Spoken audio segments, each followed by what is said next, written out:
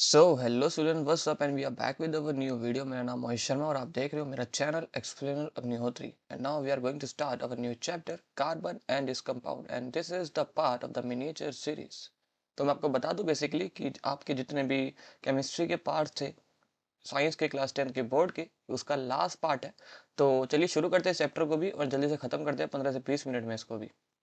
तो गाइज यहाँ पे बेसिकली मैं ओसवाल के फ्लो चार्ट यूज़ कर रहा हूँ और जिन जिनके पास ये ओसवाल के फ्लो चार्ट नहीं है वो मेरे टेलीग्राम चैनल से ले सकते हैं और जो उसका लिंक होगा वो डिस्क्रिप्शन में आपको मिल जाएगा। तो इस चैप्टर को शुरू करने से पहले आपको जानना है क्या है, यहाँ पर आपको जानना है कि भाई प्रॉपर्टीज़ क्या होती है एक कार्बन की। ठीक है, अब यहाँ देखते हैं भाई प्रॉपर्टीज में क्या क्या लिखा है। पहला कि वो इलेक्ट्रोनेगेटिव होता है, दूसरा उसमें कैटिनेशन की पावर होती है एंड तीसरा वो टेट्रावेलेंसी शो करता है। अब इलेक्ट्रोनेगेटिव बेसिकली क्या, इलेक्ट्रोनेगेटिव में ये वो टेंडेंसी है, ठीक है, वो टेंडेंसी है जो एटम्स, ठीक है, ये वो टेंडेंसी है जो अट्रैक्ट करता है यहाँ पे क्या, शेयर्ड पेयर्ड ऑफ इलेक्ट्रॉन, और जिसको हम यहाँ पे कोवेलेंट बॉन्ड भी बोल सकते हैं। ठीक है, तो इलेक्ट्रोनेगेटिव में बेसिकली क्या होता है, एक टेंडेंसी होती है, अट्रैक्ट करता है क्या कि शेयर पेयर्ड ऑफ इलेक्ट्रॉन्स को वो अट्रैक्ट करे। तो बेसिकली जो आपका कार्बन आपको पता है कि वो एक कोवेलेंट बॉन्ड बनाता है और कोवेलेंट बॉन्ड बेसिकली आपका शेयर पेयर्ड ऑफ इलेक्ट्रॉन से ही तो बनता है। दूसरा है आपका कैटिनेशन। कैटिनेशन बेसिकली वो है कि भाई अपने ही मॉलिक्यूल से मिलकर वो चेन या फिर एक रिंग फॉर्म बनाए, ठीक है, उसे हम यहाँ पे क्या बुलाते हैं, कैटिनेशन। एंड टेट्रावेलेंसी में बेसिकली ये होता है कि भाई चार वैलेंसी होनी चाहिए। एंड आपको पता है कि आपके जितने भी कार्बन्स हैं उनके अंदर चार ही वैलेंसी होती है। चार बॉन्ड्स बनते हैं कि नहीं बनते हैं, वो इसलिए बनते हैं क्योंकि उसके पास एक प्रॉपर्टी है किसकी, टेट्रावेलेंसी की। तो आपको समझ आ चुका है यहाँ पे बेसिकली कार्बन क्या है। अब आपको बता दूं यहाँ पे हाइड्रोकार्बन क्या होता है। हाइड्रोकार्बन का मतलब है कि एक ऐसा मॉलिक्यूल जिसके अंदर एक हाइड्रोजन हो और एक कार्बन हो, ठीक है, ये दोनों अगर आपकी प्रॉपर्टीज लगी होंगी देन वो एक हाइड्रोकार्बन कहलाएगा।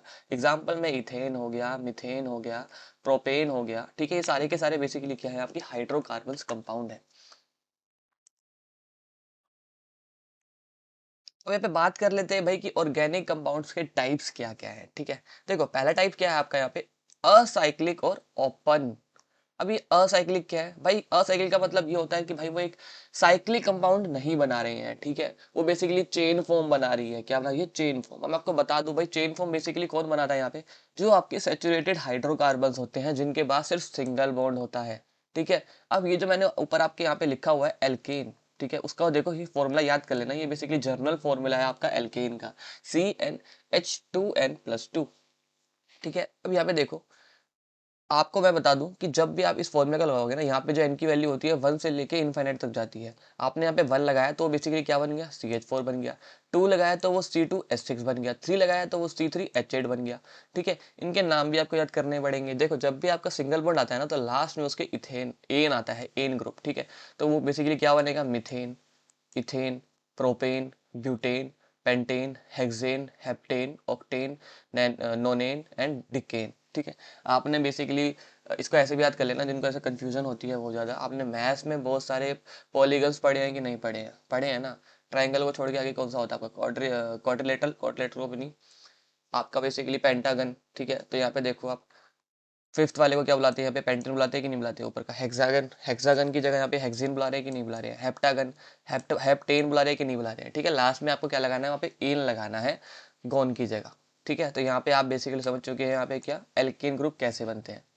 अब बात कर लेते हैं यहाँ पे किसकी, साइक्लिक और क्लोज्ड फिगर्स की। ठीक है, साइक्लिक मतलब भाई जो आपका एक साइक्लिक कंपाउंड बना है, बेसिकली एक रिंग फॉर्म बना है। क्या बना है, रिंग फॉर्म।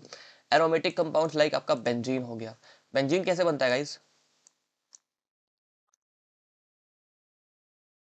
ये मैंने एक बेंजीन बनाया है,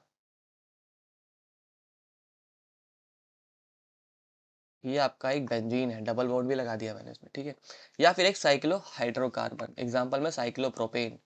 साइक्लोप्रोपेन हाइड, देखो यहाँ पे क्या लिखा हुआ, साइक्लो एल्केन। ठीक है, साइक्लो एल्केन लिखा है कि नहीं लिखा हुआ, तो साइक्लो एल्केन में बेसिकली एन ग्रुप आ रहा है कि नहीं आ रहा है, इसमें कोई भी आपका डबल बॉन्ड नहीं आएगा। ये आपका एक ट्राइंगल जो है मैंने बनाया है, ये आपका एक साइक्लोप्रोपेन कहलाता है। ठीक है, अब बाद में आगे देखते हैं हम यहाँ पे क्या असाइक्लिक के और भी आपके एग्जाम्पल्स होते हैं। पहला है आपका यहाँ पे देखो, अनसैचुरेटेड हाइड्रोकार्बन में भी बहुत सारे होते हैं आपके। पहला होता है आपका यहाँ पे एल्काइन, एल्कीन होता है यहाँ पे पहला आपका। ठीक है, एल्कीन। अब यहाँ पे इन ग्रुप लगता है तो इन ग्रुप में आपके हमेशा डबल बॉन्ड लगेंगे। ठीक है। एग्जाम्पल में C2H4, एग्जाम इसका वो देखिए आप, फॉर्मूला देखिए CnH2n, ठीक है। जब भी यहाँ पे आपका जो N होता है ना वो 2 से शुरू होता है, क्या होता है 2 से शुरू, भाई 1 नहीं आता, इसको दिमाग में डाल लो, 1 नहीं आता। तो 2 जैसे लगाओगे तो पहला आपका C2H4 बनेगा, ठीक है। C2H4 का अगर मैं डायग्राम बनाऊँ तो यहाँ पे मैंने डबल बॉन्ड लगाया और यहाँ पे आपका C लिख दिया, ठीक है। यहाँ पे आपके 2 H लग जाएंगे एंड यहाँ पे भी, एंड यहाँ पे भी आपके 2 H लग जाएंगे, ठीक है। प्रोपीन हो गया, ब्यूटीन हो गया, पेंटीन हो गया, हेक्सीन हो गया, हेप्टीन हो गया, ऑक्टीन हो गया, नोनिन हो गया एंड टिकीन हो गया। ये सारे के सारे आपके ईन ग्रुप वाले हैं। क्या है ये? ईन ग्रुप वाले। अब बात कर लेते हैं गाइस यहाँ पे एल्काइन ग्रुप वाले। फॉर्मूला याद रखना उसका क्या, उसका फॉर्मूला होता है यहाँ पे CnH2n-2, और इसमें जो आपकी n की वैल्यू होती है वो भी यहाँ पे 2 होती है, ठीक है।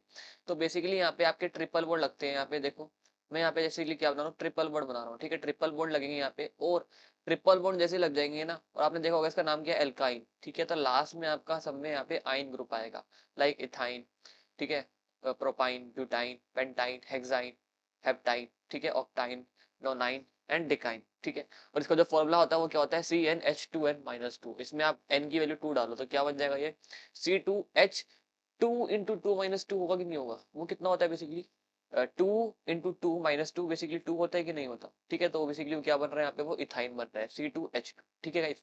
तो ये होता है यहाँ पे आपका आई ग्रुप। अब बात कर लेते हैं यहाँ पे आइसोमेरिज्म्स की। भाई आइसोमेरिज्म देखना यहाँ पे, भाई सेम मोलिकुलर फॉर्मूला होता है उनका, लेकिन उनका जो स्ट्रक्चरल फॉर्मूला होता है ना वो क्या होता है यहाँ पे अलग होता है, और उनकी जो केमिकल प्रॉपर्टीज होती हैं वो भी यहाँ पे अलग होती हैं।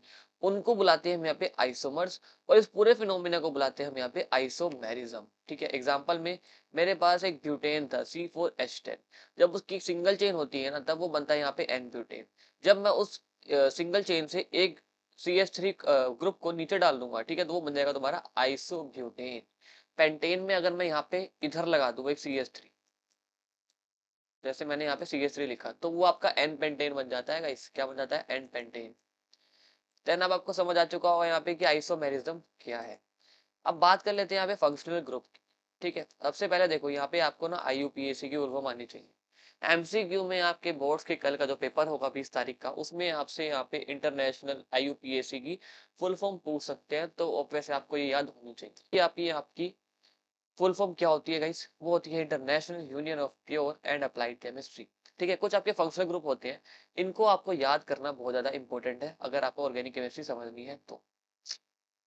यहाँ पे देखो पहला है आपका हेलो एल्केन्स, ठीक है। यहाँ पे देखना आपका हेलोजन, ठीक है। यहाँ पे हेलो जो है वो आपका क्या लग रहा है, प्रीफिक्स लग रहा है कि नहीं लग रहा है, पहले लग रहा है कि नहीं लग रहा है, जिसे हम यहाँ पे प्रीफिक्स बुलाते हैं। क्या बुलाते हैं? प्रीफिक्स।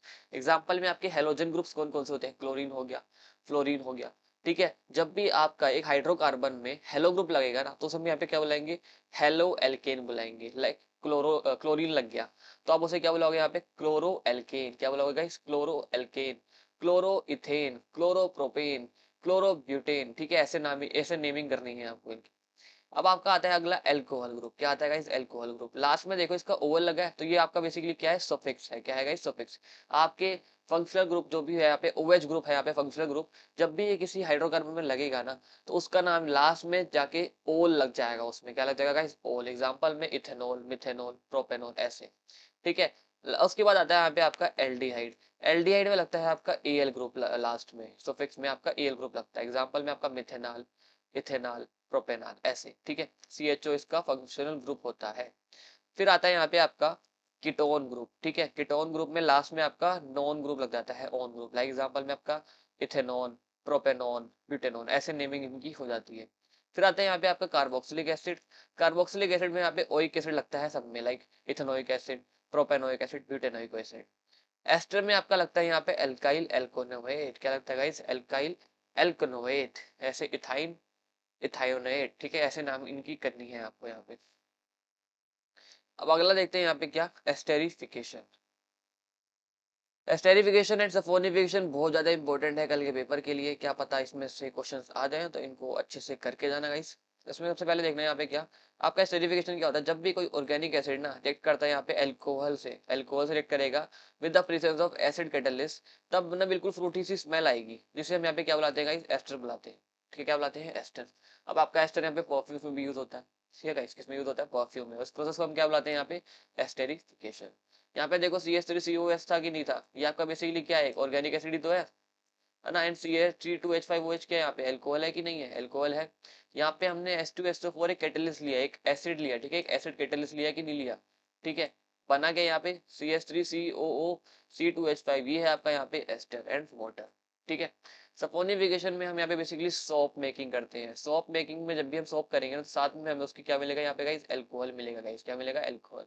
जब भी आप एस्टर को ना बेस में डालोगे, तब आपका एल्कोहल एंड सोप बाहर आएगा, क्या गाइस आएगा बाहर, यहाँ पे alcohol and soap. Like triglyceride है आपका यहाँ पे एस्टर की वजह आपका बेस है, एंड आपका ग्लिसरॉल एल्कोहल है, उसके बाद सोप आपको मिल रहा है, ठीक है। तो अब लास्ट में बढ़ते हैं यहाँ पे। तो अब यहाँ का लास्ट टॉपिक है केमिकल प्रॉपर्टी कार्बन्स की क्या क्या होती है, ये भी बहुत इंपॉर्टेंट है यहाँ पे।